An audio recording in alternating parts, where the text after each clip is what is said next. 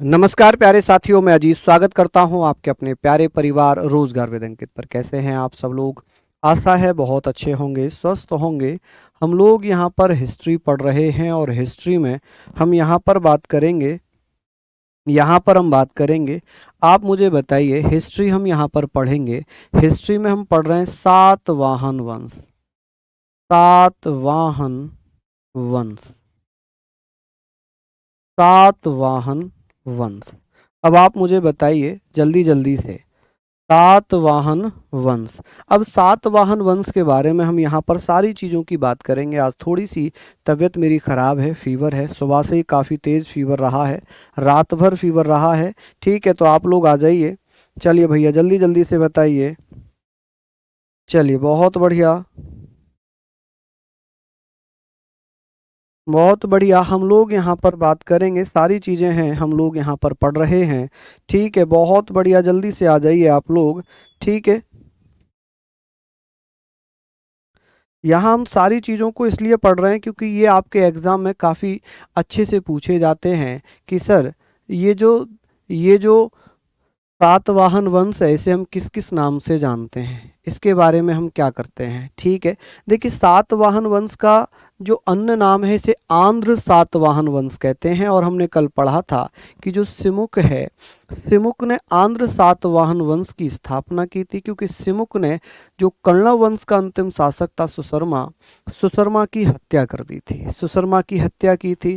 ठीक है, सुशर्मा की हत्या करने के बाद सातवाहन वंश स्थापित होता है। यहाँ पर हम पढ़ेंगे और हम, हाँ जी, जल्दी जल्दी से बात करेंगे।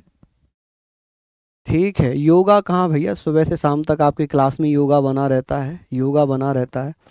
हालांकि हो गई, सर्दी लग गई, पूरी सर्दियों में जुकाम नहीं हुई, खांसी नहीं हुई, कुछ नहीं हुआ, और जाती सर्दी में सर्दी लग गई। चलिए, तो यहाँ पर हम बात कर रहे हैं, ये ध्यान से समझना कि सर, सातवाहन वंश, जिसे आंध्र सातवाहन वंश के नाम से जानते हैं, इतिहास में इन्होंने 300 वर्षों तक शासन किया है। कितने वर्षों तक शासन किया? आप कहेंगे सर, इतिहास में इन्होंने इन्होंने 300 वर्षों तक शासन किया है।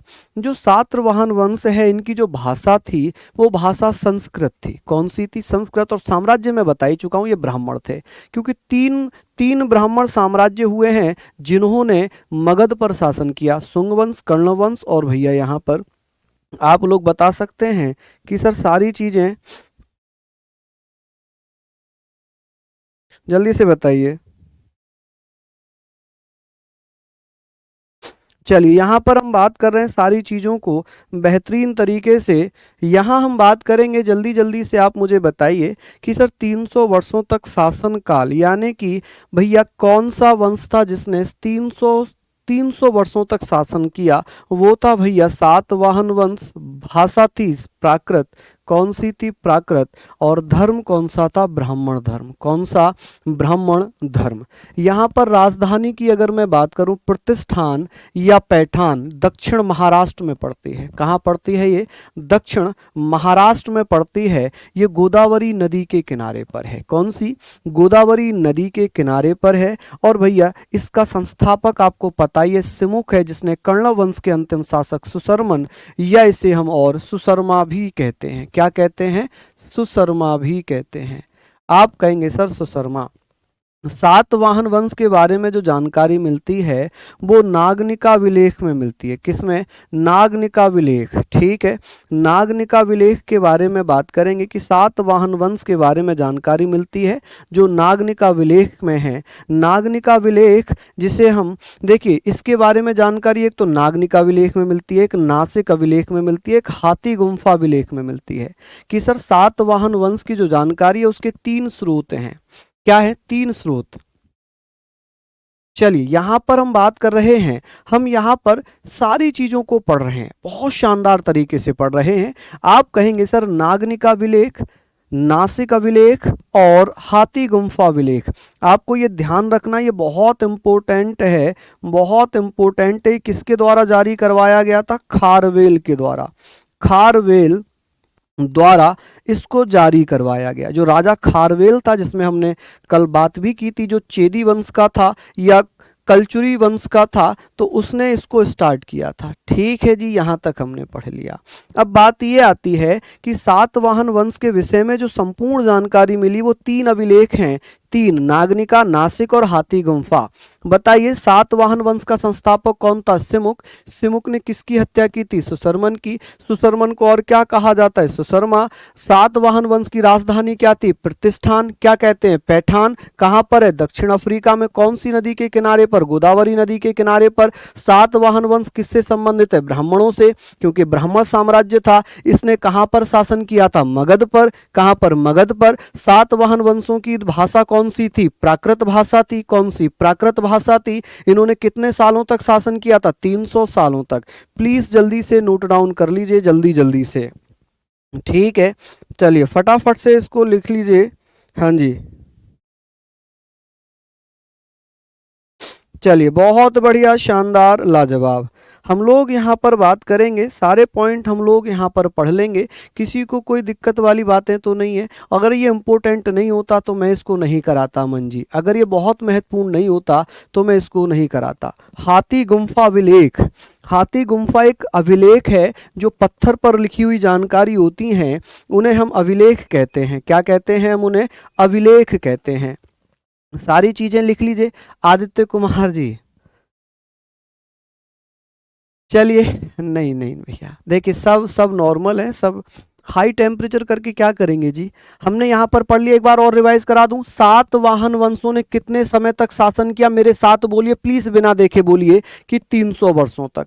कि सर ये बताइए 300 वर्षों तक शासन किया, और भैया इनकी भाषा थी प्राकृत, प्राकृत भाषा थी। धर्म कौन सा था? ब्राह्मण। राजधानी क्या थी? प्रतिष्ठान। क्या कहते थे प्रतिष्ठान को? पैठान कहते थे। संस्थापक कौन था? सिमुक। किसने हत्या की थी? सिमुक। सिमुक ने किसकी हत्या की थी? सुशर्मन की। सुशर्मन कौन थे? कर्ण वंश के अंतिम शासक थे। ठीक है, सातवाहन वंश के बारे में जानकारी कहां से मिली है? 3 अभिलेखों से, नागनिका, नासिक और हाथी गुम्फा अभिलेख। खत्म कहानी। बताइए, याद हुआ ये? देखिए मेरा मतलब ही याद कराना है, मेरा मतलब ही याद कराना है।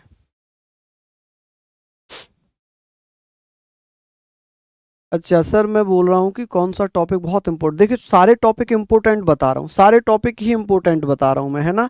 अब बात आती है कि सर ये बताइए सिमुक का उत्तराधिकारी कौन था? सातवाहन वंश में सबसे प्रतापी राजा कोई माना गया है, सबसे सबसे योद्धा राजा कोई माना गया है, तो वो कौन है? वो है भैया सातकर्णी प्रथम। कौन है? सातकर्णी प्रथम। अब सिमुक का उत्तराधिकारी कौन बना? सातकर्णी प्रथम बना। सातकर्णी प्रथम ने उपाधियां धारण की थी, कौन कौन सी? दक्षिण पथपति की, प्रतिष्ठानपति की। दक्षिण पथपति की और प्रतिष्ठानपति की उपाधि धारण की थी। सातकर्णी प्रथम के बारे में हम बात करेंगे। सातकर्णी प्रथम जिसने अश्वमेध यज्ञ किया था, जिसने अश्वमेध यज्ञ किया था, जिसने 2 अश्वमेध यज्ञ किए थे और 1 राजस्व यज्ञ किया था। ये बहुत अच्छा क्वेश्चन आता है, सातवाहन वंश में ऐसा कौन सा राजा था जिसने 2 अश्वमेध यज्ञ किए थे और 1 राजस्व यज्ञ किया था? ये बहुत मोस्ट इंपोर्टेंट हो जाएगा। आप कहेंगे सर ये मोस्ट इंपोर्टेंट हो जाएगा कि सर किसने, यहां पर आप कहेंगे सर किसने 2 अश्वमेध यज्ञ किए थे और 1 राजस्व यज्ञ किया था? अश्वमेध यज्ञ का मतलब है कि जब राजा चक्रवर्ती बनता था। चक्रवर्ती कैसे बनेगा? अश्वमेध का मतलब है कि राजा ने जब सारे सारे अपने शत्रुओं को हरा दिया, तो अश्वमेध यज्ञ इसलिए होता था कि साम्राज्य में एक घोड़ा छोड़ा जाता था और राजा पूजा करने बैठ जाता था। उस घोड़े के साथ 200 जो बहादुर सिपाही होते थे, राजा के सबसे बहादुर सिपाही, कहीं 200 लिखा है, कहीं 100 लिखा है, कि 200 और एक जगह 500 भी लिखा है, इतने सैनिक उस घोड़े के साथ जाते थे। यदि रास्ते में उस घोड़े को कोई बांध लेता था, रोक लेता था, तो यह माना जाता था कि राजा के शत्रु अभी भी हैं, जो राजा का नियंत्रण, राजा की पराधीनता, राजा की गुलामी स्वीकार नहीं कर रहे हैं, जो लड़ना चाहते हैं। तब उसके जो घोड़े के साथ योद्धा चलते थे वो उनसे युद्ध करते थे। ठीक है, तो उसे माना जाता था अश्वमेध युद्ध। क्या माना जाता था? अश्वमेध युद्ध। ठीक है, जब वो घोड़ा वापस चला आता था तो वो युद्ध, वो यज्ञ सफल हो जाता था कि भाई अब पूरे साम्राज्य में इस राजा का कोई भी शत्रु नहीं है, अब ये राजा बन जाता है चक्रवर्ती सम्राट। क्या बन जाता है राजा? चक्रवर्ती सम्राट बन जाता है। ठीक है, तो हमने पढ़ा कि सर अश्वमेध यज्ञ, राजस्व यज्ञ किसने किया था? सातकर्णी प्रथम। सातकर्णी प्रथम किस वंश के राजा थे? सातवाहन वंश के राजा थे। सातकर्णी प्रथम ने कौन सी उपाधि धारण की थी? दक्षिण पथपति की। दक्षिण पथपति की उपाधि धारण करने वाले कौन थे? तो ये सारी चीजें हो गई। और भैया प्रतिष्ठान, राहुल जी गुरु जी से विविधा कोई हो जाए तो आपकी तरफ से मदद मिलेगी क्या? भैया देखिए, अब हमें क्या पता आपका क्या केस है, कैसे है, हमें कोई जानकारी उसकी नहीं है, हम कैसे बता सकते हैं जी इसके बारे में? ये बड़ा नॉर्मल क्वेश्चन है। आप मुझे बताइए हुआ क्या है। आप मुझे भैया अब कोई उस पर मैसेज कर सकते हैं तो मैं देख सकता हूँ। मैं लाइव क्लास में तो नहीं देख पाऊंगा, शायद आप समझेंगे मेरी बात, है ना? कुछ ना कुछ तो रहा होगा, ऐसे ही नाम नहीं आएगा। हो सकता है किसी ने आपका फालतू में नाम लिखवा दिया हो, FIR में कुछ भी करा दिया हो। ठीक है, अब मुझे कैसे पता चलेगा कि आपके ऊपर कौन कौन सी धाराएं लगी हैं, क्या हुआ है? मैं बिना देखे तो नहीं बता पाऊंगा ना। चलिए, हमने यहाँ पर बात कर ली। तो आप मुझे बताइए कि सर अब जब सातकर्णी प्रथम राजा बना तो इसने अपनी राजधानी किसको बनाया? अमरावती को। और अमरावती कहाँ है? हैदराबाद में। कहाँ पड़ती है? हैदराबाद में। तो आप कहेंगे सर अमरावती को राजधानी बनाया। सातकर्णी प्रथम का जो नाम था वो था एल्डर सेरागोन। एल्डर सेरागोन किसे कहा जाता था? सातकर्णी प्रथम। सातकर्णी प्रथम को एल्डर सेरागोन के नाम से जाना जाता था। एक पुस्तक है, ठीक है। अब आप मुझे बताइएगा, इसकी एक पुस्तक है जिसमें हम बात करेंगे पेरिप्लस ऑफ द एरिथियन सी। आप कहेंगे सर पेरिप्लस ऑफ द एरिसियन या एरिथियन सी। इसमें यूनान और मौर्य साम्राज्य से व्यापार का वर्णन किया गया है। कि सर ये जो पुस्तक है पेरिप्लस, आप कहेंगे पेरिप्लस ऑफ द एरिथियन सी, इसमें मौर्य और यूनान साम्राज्य का वर्णन है।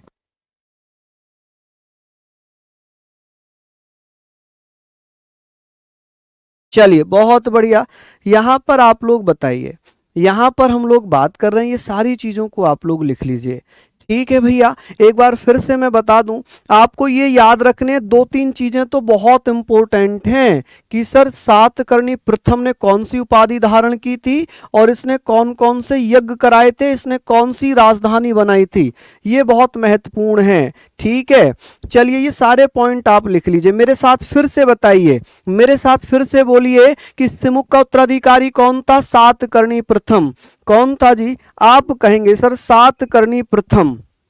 कौन? सातकर्णी प्रथम। चलिए हमने यहां पर बात कर ली, ठीक है, सातकर्णी प्रथम। और बात आती है सर दक्षिणापथपति की। इसने कौन सी उपाधि धारण की थी? दक्षिणापथपति। ठीक है, प्रतिष्ठान सही है। और सातकर्णी प्रथम ने 2 अश्वमेध यज्ञ कराए, एक राजस्व यज्ञ कराया, राजधानी अमरावती। लेकिन ये हैदराबाद वाला अमरावती नहीं है, ये महाराष्ट्र वाला अमरावती है। ठीक है, क्योंकि इनका शासन ही कहां पर था? महाराष्ट्र में था। तो ये जो अमरावती होगी ना, ये हैदराबाद की नहीं है, क्योंकि हैदराबाद की राजधानी तो अमरावती अब बनी है। ठीक है, ये महाराष्ट्र वाली अमरावती है। चलिए अब यहां तक हमने नोट डाउन कर लिया होगा। बात आती है कि सर भूमि दान करने की प्रथा किसने स्टार्ट की थी? मोस्ट इंपोर्टेंट है कि सातवाहन वंश में भूमि दान करने की प्रथा किसने स्टार्ट की थी? सातकर्णी प्रथम ने। किसने? सातकर्णी प्रथम। आप कहेंगे सर सातकर्णी प्रथम ने क्या किया था? जल्दी जल्दी से बताइए, चलिए बताइए जल्दी जल्दी से। हम यहां पर बात कर रहे हैं, यहां बात कर रहे हैं कि भूमि दान की प्रथा प्रारंभ की थी सातकर्णी प्रथम ने। किसने? सातकर्णी प्रथम ने। यहां पर आप लोग लिख सकते हैं कि सातकर्णी प्रथम ने भूमि दान की प्रथा की स्टार्ट की थी। इस बात की जानकारी किससे मिलती है? नानाघाट अभिलेख से। नानाघाट अभिलेख जो है ये किसके द्वारा जारी करवाया गया था? सातकर्णी प्रथम की पत्नी थी नागनिका। नागनिका के द्वारा एक इतिहास का अभिलेख जारी करवाया गया, जिसे नानाघाट का अभिलेख या नानाघाट अभिलेख के नाम से जानते हैं। इस नानाघाट अभिलेख में लिखा हुआ था कि सातवाहनों में पहला शासक था सातकर्णी प्रथम, जिसने भूमि दान की थी। जिसने भूमि दान की थी। चलिए क्या हुआ? भूमि दान की थी। बहुत बढ़िया, शानदार। हम लोग यहां पर बात कर रहे हैं, चलिए बहुत बढ़िया, शानदार। हम यहाँ बात करेंगे सर, सातकर्णी प्रथम की पत्नी थी नागनिका, जिसके द्वारा नानाघाट अभिलेख जारी करवाया गया था। सातकर्णी प्रथम के दरबार में कौन कौन थे भैया? आप कहेंगे सर कौन कौन लोग थे, तो आप कहेंगे सर एक हॉल था। कौन था जी? हॉल। आप कहेंगे सर हॉल। ये हॉल कौन है? ये संस्कृत का महान विद्वान है। ये कौन है? ये संस्कृत का महान विद्वान है। यहाँ पर आपने लिख लिया कि सर ये संस्कृत का महान विद्वान था। गाथा सप्तशती, गाथा सप्तशती की रचना प्राकृत भाषा में की है, जबकि विद्वान किसका है? संस्कृत भाषा का। इसने गाथा सप्तशती की रचना किसमें की है? प्राकृत भाषा में। अंधकार युग भी सातवाहन वंश को ही कहा जाता है कि सर अंधकार युग किसे कहा जाता है? सातवाहन वंश को कहा जाता है। सातवाहन वंश में महान विद्वान कौन हुए संस्कृत के? आप कहेंगे हॉल। हॉल ने क्या लिखा है? संस्कृत का विद्वान था, जिसने भैया गाथा सप्तशती की रचना प्राकृत भाषा में की थी। किसमें की थी लाडलो? प्राकृत भाषा में। हाँ, गागर में सागर में भी है, लेकिन इतना डीप उसमें नहीं होगा। ठीक है, उसमें हमने शॉर्ट नोट्स दिए हैं आप लोगों के लिए बहुत बेहतरीन तरीके से। ठीक है, चलिए। अभिलेख का मतलब होता है पत्थर पर लिखा हुआ इतिहास या जानकारी। जैसे आप कहीं जाते हैं घूमने, लाल किला गए या कहीं भी गए होंगे ऐतिहासिक स्मारकों को देखने, तो पत्थरों पर उनके बारे में कुछ जानकारी लिखी रहती है। पत्थरों में जानकारी लिखी रहती है। समझ रहे हैं पवन जी? धन्यवाद। तो हमने यहां पर बात की कि भूमिदान की प्रथा किसने प्रारंभ की थी? सातकर्णी प्रथम ने। नानाघाट अभिलेख में किसका विषय है कि सातकर्णी प्रथम ने भूमिदान की प्रथा चलाई थी। नानाघाट अभिलेख किसने जारी किया था? नागनिका ने। नागनिका कौन थी? सातकर्णी प्रथम की पत्नी थी। हॉल किसके दरबार में रहते थे? सातकर्णी प्रथम के दरबार में। हॉल कौन थे? संस्कृत के महान विद्वान थे, स्कॉलर ऑफ संस्कृत थे। इन्होंने गाथा सप्तशती की रचना की थी। किसमें? प्राकृत भाषा में। अंधकार युग किसे कहा जाता है? सातवाहन वंश को, आंध्र सातवाहन वंश को। चलिए, हाँ जी, यहां पर आप लोग लिख लीजिए जल्दी जल्दी से, अच्छे से सारे पॉइंट आपने यहां पर लिख लिए, सारी चीजें आपने लिख ली। नेक्स्ट आ जाता है, ये आप देखिए, यहां पर आप लोग देखिएगा कि सर ये बताइए, इसमें दो विद्वान रहते थे। सातवाहन वंश के समय दो विद्वान और रहते थे। जैसे एक कौन है? सर्ववर्मन। यहां पर आप कहेंगे सर इन्होंने क्या लिखा है? कांतंत्र या कातंत्र लिखा है। क्या लिखा है? कांतंत्र। ठीक है। एक थे भैया जिनका नाम है गुडाहड़े, जिन्होंने बृहत कथा लिखी है। क्या लिखी है? बृहत कथा लिखी है। और इसी के आधार पर पंचतंत्र पुस्तक लिखी गई है, जिनके रचना विष्णु शर्मा ने की है। कि पंचतंत्र किसने लिखी है? विष्णु शर्मा ने। विष्णु शर्मा किस पर आधारित है? आप कहेंगे सर बृहत कथा पर। जो पंचतंत्र पुस्तक है ये किस पर आधारित होगी? बृहत कथा पर। और बृहत कथा की रचना किसने की है? गुडाहड़े ने। और सर्ववर्मन ने किसकी? कांतंत्र की। ठीक है, कातंत्र की। अब बात आती है कि भैया अब आते हैं गोमती पुत्र सातकर्णी। यहां पर हमने ये लिख लिया, ये सारी पॉइंट पढ़ लिए। हालांकि जो ये हॉल है ना, ये भी राजा ही था। ये ध्यान रखना, ये भी कौन था? राजा। अब राजा के शासन काल में संस्कृत का विद्वान था, ये खुद अपने आप भी संस्कृत का विद्वान था, राजा था ये। कि सर सप्तकर्णी के बाद या सप्तकर्णी प्रथम के बाद राजा बना था हॉल, जो महत्वपूर्ण राजा माना गया। इसके दरबार में दो विद्वान रहते थे, और क्योंकि ये खुद भी संस्कृत का विद्वान था, राजा हॉल भी संस्कृत का विद्वान था, जिसने गाथा सप्तशती की रचना प्राकृत भाषा में की थी। और इसी के शासनकाल को अंधकार युग भी कहा गया। हॉल के शासनकाल को अंधकार युग भी कहा जाता है सातवंश में। चलिए, अब बात आती है कि सर हॉल के दरबार में दो विद्वान रहते थे, एक का नाम था सर्ववर्मन, एक का नाम था गुडाहड़े ने क्या लिखा था? बृहत कथा। और बृहत कथा के आधार पर ही एक पंचतंत्र पुस्तक लिखी गई है। किसने लिखी है? विष्णु शर्मा ने। किसने? विष्णु शर्मा ने। अब हॉल के बाद राजा बनता है गोमती पुत्र सातकर्णी। गोमती पुत्र सातकर्णी। कौन? गोमती पुत्र सातकर्णी। गोमती पुत्र सातकर्णी सातवाहन वंश में 23वां राजा था। सातवाहन वंश का पुनर्स्थापक या जीवन उद्धार किया। जैसे हॉल के समय सातवाहन वंश का पतन स्टार्ट हुआ, राजा हॉल के समय सातवाहन वंश का पतन स्टार्ट हुआ। जब पतन स्टार्ट हुआ उसके बाद राजा बना गोमती या गौतमी पुत्र सातकर्णी। कौन? गौतमी पुत्र सातकर्णी। अब इसे सातवाहन वंश का रिस्टोरर माना जाता है, पुनर्संस्थापक माना जाता है कि इसने द्वारा से सातवाहन वंश को उठा दिया।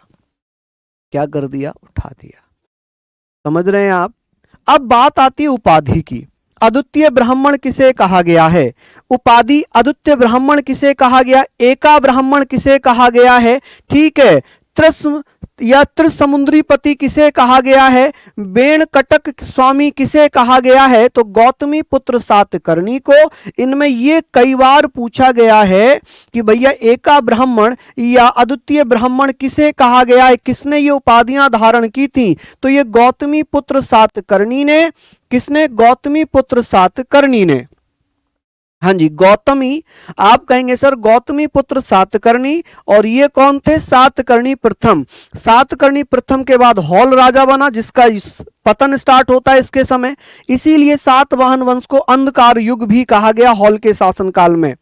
गौतमी पुत्र सातकर्णी 23वां शासक बना, सातवाहन वंश का पुनर्स्थापक बना, उद्धारक बना, द्वारा से सातवाहन वंश को जीवित किया। ठीक है। उपाधि अद्वितीय ब्राह्मण की, एका ब्राह्मण की जो महत्वपूर्ण है ना। हाँ जी, कौन सा गलत बोल दिया मैंने? गौतमी पुत्र सातकर्णी, गौतमी। हाँ गौतमी, गौतमी बोल रहा था मैं। ओके, चलिए माफी चाहूंगा, गौतमी है ये। ठीक है। मैं क्या बोल रहा था? मैं गौतमी को कुछ और बोल रहा था क्या? गोमती बोल रहा था। ओके, माफी चाहूंगा, गौतमी है ये, गौतमी। ठीक है। हाँ, देख रहे हैं नाक कितना परेशान कर रही है, नाक कितना परेशान कर रही है। चलिए लिख लीजिए यहां तक आप लोग, फटाफट से लिख लीजिए कि गौतमी पुत्र सातकर्णी जिसे सातवाहन वंश का पुनर्संस्थापक कहते हैं, एका ब्राह्मण अद्वितीय ब्राह्मण की उपाधि धारण की थी। खत्म हो गई कहानी यहां पर।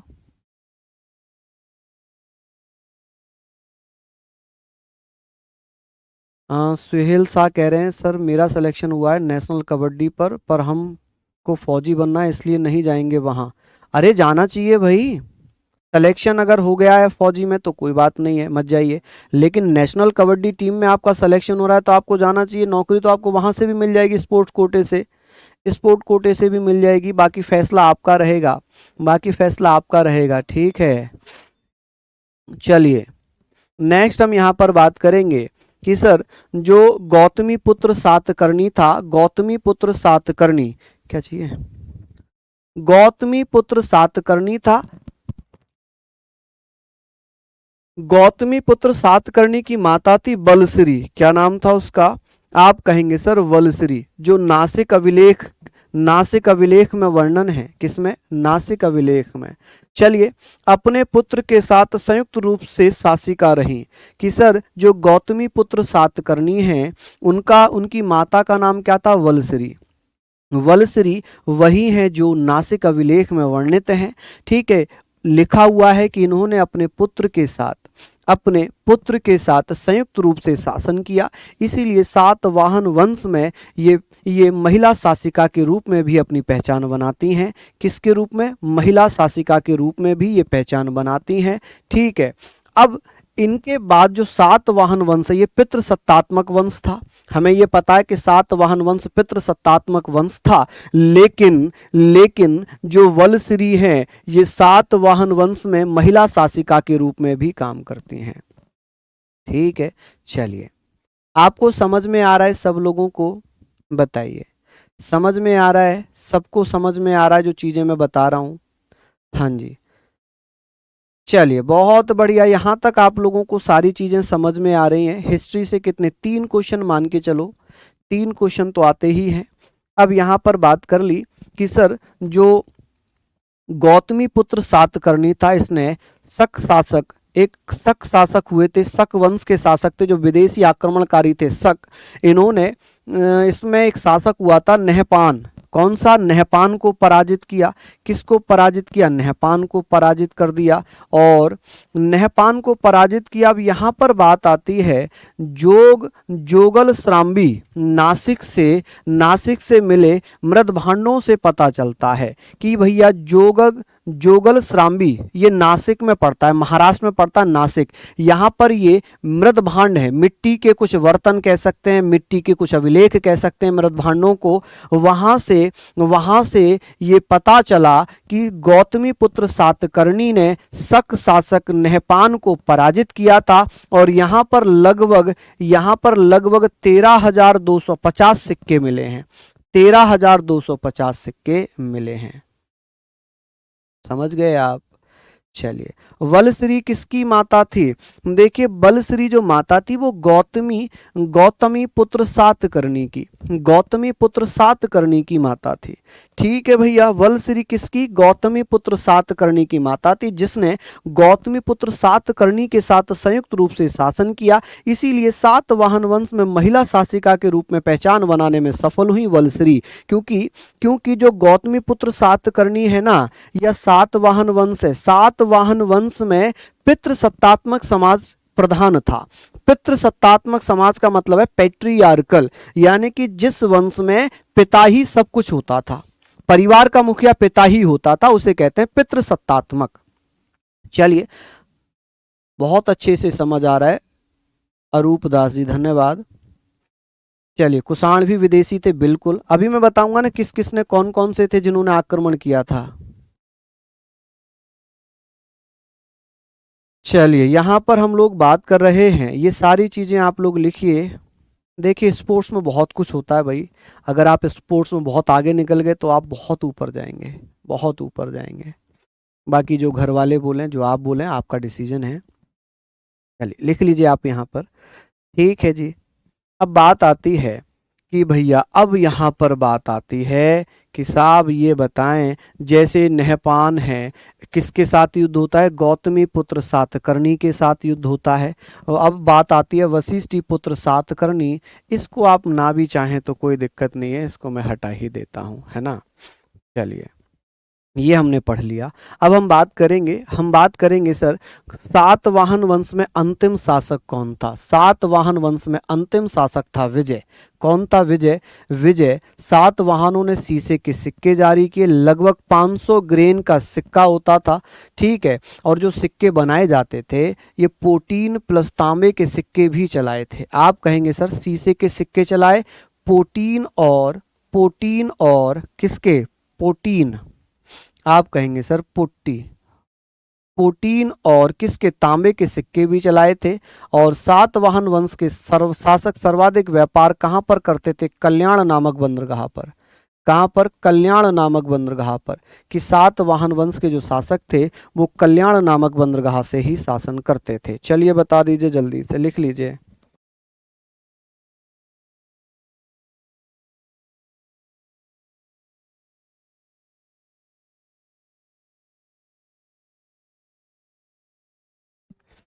लिख लेंगे ना ये सारी चीजें? हाँ जी, हमने पढ़ लिया कि सर अंतिम शासक कौन था? सातवाहन वंश का विजय। सातवाहनों ने सिक्के चलाए थे, शीशे के सिक्के चलाए थे, पोटीन और तांबे के भी सिक्के चलाए थे। सातवाहन वंश ने सर्वाधिक व्यापार जो किया था वो कल्याण से किया था। और ये कहाँ पड़ता है? ठाणे में। ठाणे महाराष्ट्र में ये पड़ता है। कहाँ पर? महाराष्ट्र। ठीक है जी, कहाँ पर पड़ता है? महाराष्ट्र में पड़ता है। बस यही हमें पढ़ना था। अब हम बात करेंगे भारत पर विदेशी आक्रमण। भारत पर विदेशी आक्रमण किस किस के हुए हैं उनको भी हम लोग पढ़ेंगे कि सर भारत पर विदेशी आक्रमण। अब आप मुझे बताइए सर, भारत पर विदेशी आक्रमण, यहाँ तक आप लिखिए कि सर भारत पर विदेशी आक्रमण किस किस के हुए? कि सर ईरानियों के हुए, यूनानियों के हुए, हिंद यवन के हुए, शक के हुए, पहलव के हुए, कुषाणों के हुए, अरबी, तुर्क। ये हम मध्यकालीन में पढ़ेंगे। ठीक है जी। चलिए, ये भारत पर आक्रमण हुए थे, तो इतना हम पढ़ रहे हैं। सातवाहन वंश हमने खत्म कर लिया है। ठीक है, और तबीयत भी सही नहीं है मेरी, तो हम इसको अब नेक्स्ट क्लास में कम कंटिन्यू करेंगे। नेक्स्ट क्लास में हम पढ़ेंगे कुषाण, कुषाण पढ़ेंगे, ठीक है। कुषाण हम पढ़ेंगे, यूनानी हमने पढ़ लिया, ठीक है। कुषाण पढ़ेंगे, शक पढ़ेंगे, अरबी और तुर्की पढ़ेंगे। तो भारत पर विदेशी आक्रमण हम नेक्स्ट क्लास में पढ़ेंगे। आई होप आपको क्लास अच्छी लगी होगी। एक बार रिवाइज कर लीजिएगा, एक बार रिवाइज ज़रूर कर लीजिएगा, ठीक है। समझ रहे हैं आप लोग, तबीयत सही नहीं है जिस कारण मैं क्लास कंटिन्यू नहीं कर रहा हूँ। वैसे भी टॉपिक मैंने पूरा कंप्लीट कर दिया है, पूरा टॉपिक कंप्लीट कर दिया है, ठीक है जी। पीडीएफ तो ये मिली हुई है जी आप लोगों को, पीडीएफ तो मिली हुई है जी आप लोगों को, पीडीएफ तो मैंने दे रखी है आपको, ठीक है। तो धन्यवाद, नमस्कार।